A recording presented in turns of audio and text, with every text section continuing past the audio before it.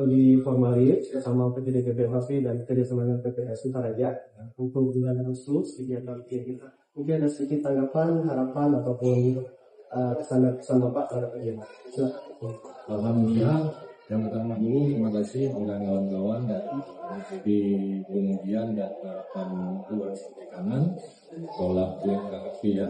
Hari ini telah melanggar juga tim dari PPS Utaraja Dalam Pulau serta seluruh jajarannya. Terima kasih pada hari yang bahagia ini sedikit mendung adalah melaksanakan kegiatan uji hasil sekarang di PPS Lampung atau PPS Utaraja.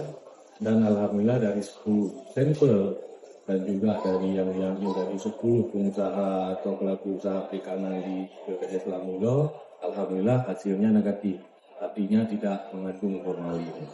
Nah, kedepannya saya sangat mengharapkan pengujian ini intens dilakukan supaya menjaga kualitas hasil perikanan kita, mutu perikanan kita Aceh, sehingga tidak terjadi persoalan kedepannya terkait dengan standar mutu yang ditetapkan baik secara nasional maupun internasional.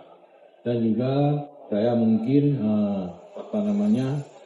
mengharapkan sekaligus memerintahkan kedepannya juga dilakukan pengujian variabel-variabel yang lain, misalnya seperti air, itu nanti dilakukan juga.